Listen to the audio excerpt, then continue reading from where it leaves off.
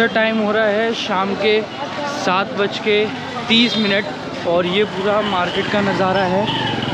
दोनों तरफ आपको खाने पीने के लिए काफ़ी सारी दुकानें मिल जाएंगी, साथ ही खरीदारी करने के लिए भी बहुत दुकानें मिल जाती है।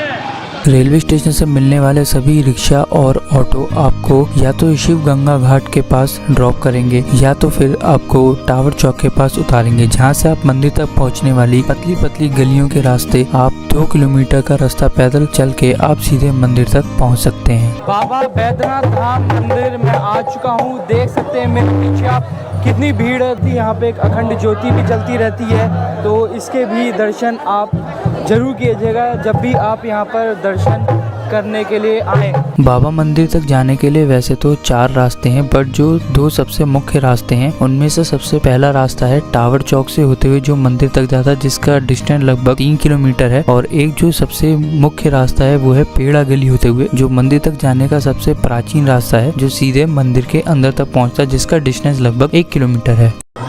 अभी फटाफट से जा रहे हैं गर्भगृह में दर्शन करने के लिए।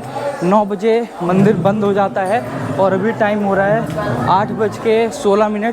फटाफट से चलते हैं गर्भगृह में दर्शन करके आते हैं। तो रास्ता आप यहाँ पर देख सकते हैं, काफ़ी पतला रास्ता है। यहाँ पे आपको एक बार में एक ही आदमी जाना होता है। तो अभी फटाफट से करके आते हैं गर्भगृह के दर्शन और मिलते हैं मंदिर परिसर में। वैसे तो मंदिर परिसर में काफ़ी भीड़ है और मंदिर जो है सुबह 4 बजे चालू हो जाता है, जिसमें 5 बजे से नॉर्मल दर्शन होते हैं। मंदिर में आने के 2 रास्ते, एक मंदिर के अंदर से ही है गर्भगृह में जाने का और एक मंदिर के बाहर से जो आपका गंगा घाट वाला रास्ता है, शिव गंगा घाट वाला, वहाँ से भी एक रास्ता है। बाकी यहाँ से आप देख सकते हैं गर्भगृह में जाने का मुख्य रास्ता है और यहाँ पे देखिए आप लाइन है। मंदिर में प्रवेश करने के लिए भी 4 द्वार हैं, उत्तर, दक्षिण, पूरब, पश्चिम। बट सबसे ज्यादा श्रद्धालु लोग जिस द्वार का यूज करते हैं वो है पश्चिमी दरवाजा, जो आपका पेड़ा गली होते हुए आता है, जो सबसे प्राचीन रास्ता है मंदिर के अंदर तक पहुँचने का। तो ये सही है कि लाइन बराबर चालू है। मेरे पीछे भी आप देख सकते हैं काफ़ी लंबी लाइन है और यहाँ नीचे भी गर्भगृह में जाने की लाइन देख सकते हैं। तो लाइन बराबर चालू है। अगर लाइन थोड़ी देर रुक गई तो यहाँ पे थोड़ा देर लगता है, बट लाइन बराबर चालू है, वैसे ज़्यादा देर नहीं लगता है। और अभी सिर्फ रास्ते तक मैं वीडियो बना रहा हूँ, क्योंकि गर्भगृह में जाने से पहले आपसे अपना मोबाइल वगैरह चला सकते हैं, फ़ोटो वीडियो ले सकते हैं। गर्भगृह में जाने के बाद आपको मोबाइल कैमरा चलाना बंद होता है, तो इसलिए पूरा रास्ते का एक बार मैं आपको दिखा दे रहा हूँ जब भी दर्शन करने आए। बाकी बराबर चालू लाइन है अपनी।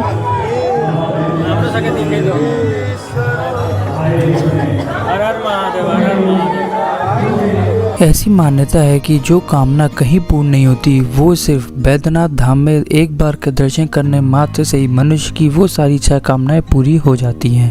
तो फाइनली दर्शन करके गर्भगृह से मैं आ चुका हूँ। नॉर्मली अगर आप बिना पीक सीजन के आते हैं, अगर आप सावन छोड़ के बाकी किसी भी टाइम यहाँ पर दर्शन करने आते हैं, गर्भगृह में खास तौर से दर्शन करने जाना है, तो आपको गर्भगृह में दर्शन करने के लिए कम से कम 2 से 3 घंटे का समय चाहिए।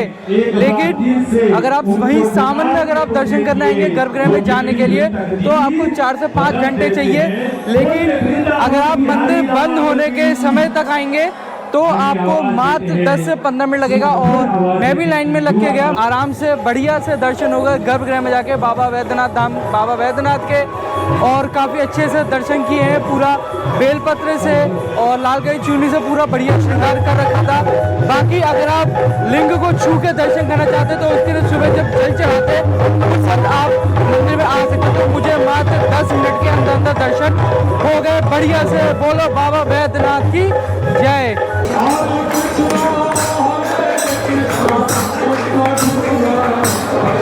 बैद्यनाथ धाम मंदिर प्रांगण में ही दर्शन करने के लिए कई अन्य मंदिर भी हैं, जिनमें गौरी शंकर मंदिर, माता पार्वती जी का मंदिर, काली जी का मंदिर, गणेश जी का मंदिर, हनुमान जी का मंदिर, प्रभु श्री राम और माता सीता जी का मंदिर, सूर्य नारायण मंदिर, माँ तारा देवी और आनंद भैरव जी का मंदिर भी है, जहाँ समस्त भक्तजन आपको पूजा पाठ करते दिख जाएंगे। जितने अद्भुत यहाँ आपको बाबा के दर्शन होते हैं, उतना ही अद्भुत और दिव्य इस मंदिर का अपना एक इतिहास भी है। ये माँ सती का हृदय पीठ है। माँ का यहाँ पर हृदय गिरा हुआ है। उसके तदुपरांत बाबा रामेश्वर वैजनाथ का यहाँ स्थापना। रावण शिवलिंग को लेके लंका जा रहे थे, उस बीच में उसका लघुशंका उसको महसूस हुआ और वो लघुशंका करने के लिए जब यहाँ रुकी है तो वो शिवलिंग को रखने को बाबा मतलब उसको ये एक शर्त के रूप में उसको शिवलिंग दिए हुए थे। उस शिवलिंग को जहाँ स्थापना करेगा वहीं पर रह जाएगा, उसके बाद उसको कोई हिला नहीं सकता, कोई उठा नहीं सकता है। तो वरुण देव के द्वारा मतलब कि उसके नाभि में चरणामृत के पीने से वरुण देव उसके नाभि में प्रवेश कर गए और वो लघुशंका करने के लिए यहाँ से करीब 5-6 किलोमीटर की दूरी है, वो हरला जोड़ी गांव का नाम। वहाँ लघुशंका किए, तब तक विष्णु भगवान चरवाहा के रूप में ये यहाँ गाय चरा रहे थे। ये जंगल था और वो गाय चराते हुए उसको देखे रावण देखे और उसको कहा कि शिवलिंग को तुम थोड़ी देर के लिए पकड़ के रखो, हम आ रहे हैं लघुशंका करके। तो विष्णु भगवान चरवाहा के रूप में वो शिवलिंग को पकड़े, उधर रावण गए और मतलब कि आपका ये विष्णु भगवान उस शिवलिंग को जहाँ माँ का हृदय गिरा हुआ था वहीं पर शिवलिंग को स्थापना कर दी है और वो अंतर ध्यान हो गए। तब से बाबा बैजनाथ यहाँ पर स्थापित है और ये हृदय पीठ है, शक्ति पीठ है। मतलब यहाँ तक आज तक कोई शक्ति सिद्धि प्राप्ति नहीं कर पाया है और पूरे भारतवर्ष में यही एक शक्ति पीठ है और कहीं कोई ज्योतिर्लिंग में शक्ति पीठ नहीं है। सावन महीने में होने वाले उत्सव के अलावा बाबा धाम मंदिर में हमेशा आपको कई तरह के छोटे बड़े उत्सव पूरे धूमधाम से होते दिख जाएंगे। ये लाइन है सुबह गर्भगृह में जल चढ़ाने के लिए और मैं भी इसी लाइन में लग चुका हूँ। साथ में अपने जल चढ़ाने के लिए प्रसाद, फूल माला और जल ले लिया है और मंदिर के अंदर से ही मिल जाएगा। देख सकते हैं भीड़ मॉर्निंग में और अभी सुबह के 6:10 हो रहा है और अभी ये भीड़ है।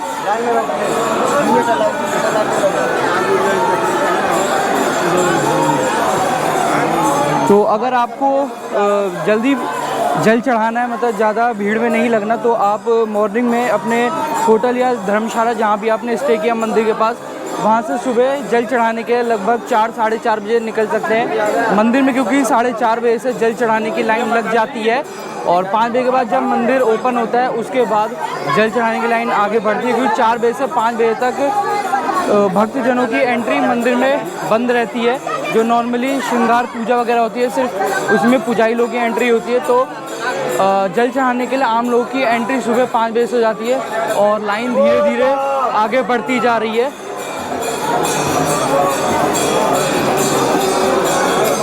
चलते हैं भोले बाबा के दरबार में जल चढ़ा के आते हैं और फिर उसके बाद आपको ज्वाइन करते हैं।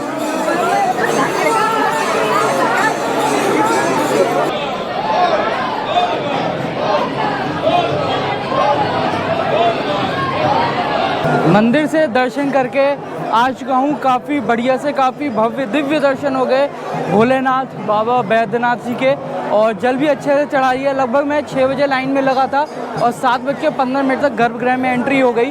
तो मॉर्निंग में अगर आप 6 बजे तक लाइन में लग जाते हैं या 7 बजे से पहले भी आप 6 बजे भी लाइन में लग जाते हो, आपको 1 घंटे के अंदर नंबर आ जाएगा जल चढ़ाने के लिए गर्भगृह में। अगर आप उसके बाद लगभग 7 या 8 बजे लगते हैं तो आपको लगभग 3 से 4 घंटे का वेट करना पड़ता है, क्योंकि जैसे जैसे दिन बढ़ता है भीड़ भी यहाँ पर बढ़ती चली आती है। बाकी जब दर्शन करने के लिए कामना लिंग पर हम जल चढ़ाने के लिए झुके तब पीछे से सारा पानी ऊपर गिर गया, मतलब पीछे तो और लोग भी चाहे थे, उन लोगों का भी जल ऊपर से गिरा, लिंग पे भी लोग जल चाहे थे। तो यहाँ बाबा बैद्यनाथ जो लिंग है ये कामना लिंग है, तो ज्योतिर्लिंग नहीं है, इसे कामना लिंग कहते हैं बाबा बैद्यनाथ जी का। तो यहाँ पे अच्छे से बढ़िया से जल चढ़ा लिए, दर्शन हो चुके हैं। भारतवर्ष में जितने भी शिव मंदिर हैं उन सभी में सिर्फ बैद्यनाथ धाम अकेला ऐसा क्षेत्र है जहां आपको मुख्य मंदिर के गुम्बद पर और सभी अन्य मंदिरों के गुम्बद पर पंचशूल स्थापित मिलेगा, जबकि अन्य जगह के मंदिरों के गुम्बद में आपको त्रिशूल स्थापित मिलता है। बाबा मंदिर प्रांगण में सिर्फ तुलसी का पौधा ही एकमात्र ऐसी जगह है जहां आपको काफी सारे त्रिशूल देखने को मिलेंगे, बाकी अन्य किसी भी स्थान पर नहीं। बाबा धाम मंदिर में सभी भक्त अपने मन्नत और आशीर्वाद की कामना के लिए धूप दिया और पूजा पाठ करते दिख जाएंगे। बाबा धाम मंदिर में मान्यता है, इच्छा अनुसार शिव पार्वती मंदिर पे बंधन सूत्र बांधने से मनुष्य की सभी मनोकामनाएं पूरी होती हैं। परल्याम वैजनाथम च डाकिनाम भीमशंकरम। वैजनाथ ज्योतिर्लिंग है वो आपका परली में है, जो महाराष्ट्र में है, और देवघर में ये बाबा बैद्यनाथ धाम है, ज्योतिर्लिंग नहीं है, इसे कामना लिंग कहते हैं। पुराणों में आपको इस बात का वर्णन मिल जाएगा कि जब रावण लंका से कैलाश गया भगवान शिव को लंका ले जाने के लिए, ताकि वो सदा सदा के लिए अमर हो जाए, परंतु भगवान शिव लंका जाना नहीं चाहते थे, परंतु रावण ने इतनी हट करी जिसके कारण भगवान शिव विवश हो गए। लेकिन उन्होंने स्वयं लंका जाने के बजाय उन्होंने अपना कामना लिंग रावण को दिया, क्योंकि रावण की ऐसी कामना थी कि वो भगवान शिव को लंका ले जाना चाहता है, ताकि वे सदा उसकी रक्षा करें और उसको कभी अकाल मृत्यु ना या कभी मृत्यु का भागी ना बने। तो इस चीज़ से बचने के लिए वे कैलाश गया, भगवान शिव से उसने प्रार्थना करी, और भगवान शिव ने तत्पश्चात उसकी प्रार्थना के स्वरूप उसको कामना लिंग दिया अपना। और भगवान शिव ने साथ में ये कहा कि अगर तुम इस कामना लिंग को कहीं भी धरती पर रख दोगे लंका ले जाने से पहले, तो मैं वहीं पे स्थापित हो जाऊंगा, लेकिन अगर तुम लंका ले जाते हो इस कामना लिंग को, तो मैं लंका में सदा के लिए तुम्हारे साथ विराजमान हो जाऊंगा और रावण पूरी सृष्टि पर अत्याचार करने लगेगा। उसको रोकना जिसके लिए संभव नहीं होगा। तो इससे बचने के लिए भगवान नारायण ने बैजू का रूप धारण करके रावण के सामने प्रकट हुए, जब वे त्रिकूट पर्वत होते हुए कैलाश से लंका जा रहा था, और रावण को लघु शंका प्रतीत हुई। कुछ देर के लिए उन्होंने लिंग पकड़ाया और लघु शंका करने चला गया, परंतु कुछ देर बाद जब रावण वहां पे वापस आया तो उसने देखा कि जो भगवान शिव का कामना लिंग है वो धरती पर रखा हुआ है और बैजू वो आसपास कहीं नहीं था। तो रावण ने उसके बाद कामना लिंग को धरती से उठाने की बहुत कोशिश करी, परंतु भगवान शिव का जैसे कि रावण को संदेश था जहाँ रख देगा वहीं वो स्थापित हो जाएगा और वहाँ हटेगा नहीं, और भगवान शिव सदा के लिए वहीं विराजमान हो जाएंगे। तो रावण ने बहुत कोशिश करी, लेकिन वो कामना लिंग को धरती से रत्ती भर भी वहाँ से हिला नहीं पाया। गुस्से में आके रावण ने अपने अंगूठे के बाहर से कामना लिंग को धरती में धंसा दिया। तो जब भी आप यहाँ बैद्यनाथ धाम देवघर दर्शन करने आएंगे और गर्भगृह में जब दर्शन करेंगे, आप देखेंगे कि जो कामना लिंग है वो बिल्कुल धरती में धंसा हुआ है। धरती से मात्र 1 फुट ऊपर आपको लिंग के दर्शन होते हैं। और जैसा कि मैंने आपको बताया कि ये कामना लिंग 12 ज्योतिर्लिंग में नहीं आता है, तो गूगल पे जब कभी इन्फॉर्मेशन लेंगे और बहुत सारे टेक्स्ट के अकॉर्डिंग भी अगर हम माने तो वहाँ पे यही लिखा है ये 12 ज्योतिर्लिंग में आता है, परंतु कुछ टेक्स्ट ये भी बताते हैं कि जो बाबा बैद्यनाथ धाम है ये 12 ज्योतिर्लिंग में नहीं आता। 12 ज्योतिर्लिंग में परली में, महाराष्ट्र के परली में जो वैजनाथ ज्योतिर्लिंग है वो आता है। तो ये हो गया मंदिर से जुड़ा कुछ इतिहास। इसके अलावा अगर आपके पास कोई और डिटेल है तो आप कमेंट सेक्शन में हमारे साथ शेयर कर सकते हैं। मंदिर में आप जब कभी भी दर्शन करने आए तो आपकी टाइमिंग कुछ इस तरह की होनी चाहिए कि मॉर्निंग में जैसे मंदिर सुबह 4 बजे ओपन हो जाता है, लेकिन आम जनता के लिए दर्शन करने के लिए मंदिर 5 बजे के बाद खुलता है, क्योंकि उससे पहले 4 से 5 बजे में श्रृंगार आरती होती है भगवान की, तो उस समय आम भक्तजनों को यहाँ दर्शन करने के लिए एंट्री नहीं मिलती है। 5 बजे के बाद आप यहाँ पर दर्शन करने आ सकते हैं। तो या तो आप मॉर्निंग में आ जाइए दर्शन करने, और या तो फिर जब रात को 9 बजे मंदिर की एंट्री बंद होने वाली होती है उससे आधे घंटे पहले आप मंदिर के अंदर दर्शन करने आप आ सकते हैं। उस केस में आपको ज़्यादा भीड़ का सामना नहीं करना पड़ेगा और आपको दर्शन भी काफ़ी अच्छे से मंदिर में हो जाएंगे। बाकी अगर आपको VIP टिकट से दर्शन करना है तो उसकी 300 रुपये की टिकट होती है, जो आपको मंदिर के अंदर ही कॉम्प्लेक्स एरिया से मिल जाती है, जहाँ अंदर से टिकट काउंटर बना हुआ है। कहाँ से आए हो? हो गया दर्शन अच्छे से? बोलो बाबा बैद्यनाथ की जय।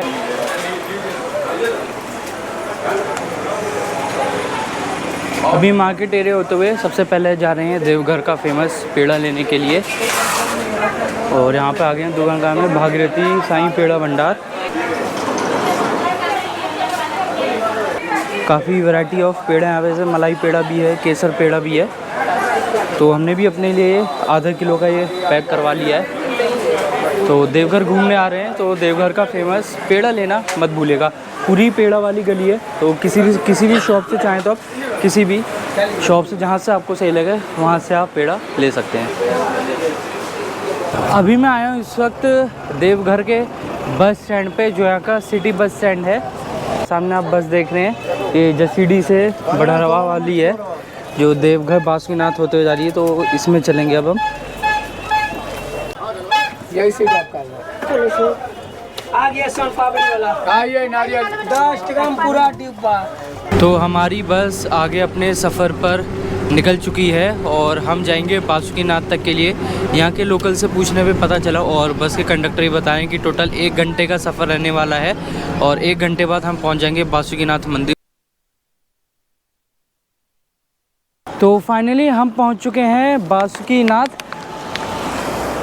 ये आप रास्ता देख रहे हैं, ये रास्ता सीधे आपका दुमका की तरफ चला जाता है और यहीं पर बोर्ड लगा हुआ है जिसमें लिखा है बासुकीनाथ 1 किलोमीटर इस तरफ है और लोकेशन है जरमुंडी थाना।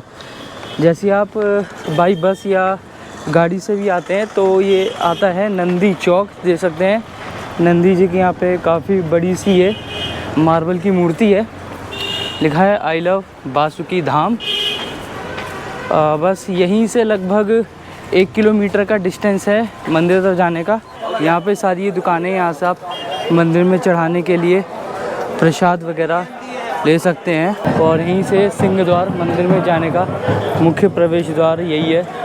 बासुकीनाथ मंदिर प्रांगण में मैं आ चुका हूँ और ये आप देख रहे हैं सामने, ये है मुख्य मंदिर श्री बाबा बासुकीनाथ ज्योतिर्लिंग का और मंदिर के यहाँ पर लिखा भी हुआ है श्री श्री बाबा बासुकीनाथ ज्योतिर्लिंग।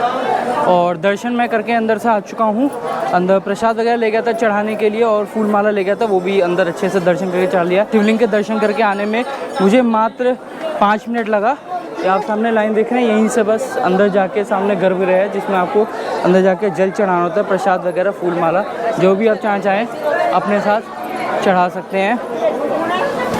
और अगर आप यहाँ पे मेन मंदिर में यहाँ पे ध्वज भी चढ़ाना चाहें बाबा जी को तो ऊपर देख रहे हैं आप, ऊपर काफ़ी सारे ध्वज लगे हैं तो यहाँ पर ध्वज वगैरह चढ़ा सकते हैं। और यहाँ मंदिर के अंदर भी काफ़ी सारे दूसरे देवी देवताओं के टेम्पल हैं, चाहे काली जी का हो चाहे भैरव जी का हो, काफ़ी सारे अन्य मंदिर हैं। माँ सरस्वती जी का मंदिर है, श्री राम दरबार भी यहाँ पर है, माँ कमला देवी का भी मंदिर है। तो एक बार बाबा बासुकीनाथ ज्योतिर्लिंग के दर्शन करने के बाद आप यहाँ पर मंदिर प्रांगण में बने जितने भी मंदिर हैं उन सब में भी दर्शन करके जरूर जाइएगा। और मंदिर में चढ़ने के लिए अगर आपको जल वगैरह चाहिए या फूल माला कुछ चाहिए तो आप यहीं मंदिर के अंदर भी काफ़ी सारी ये शॉप्स हैं, यहाँ से आप ले सकते हैं। और दिया वगैरह जलाना है तो मंदिर में दर्शन करने के बाद यहाँ पे आप अपनी मन्नत अनुसार यहाँ पे दिया वगैरह भी आप जला लेते हो। तो बाकी यहाँ पे जितने मंदिर हैं उन सब में एक बार दर्शन कर लें, उसके बाद आपको दोबारा से ज्वाइन करते हैं इस वीडियो में।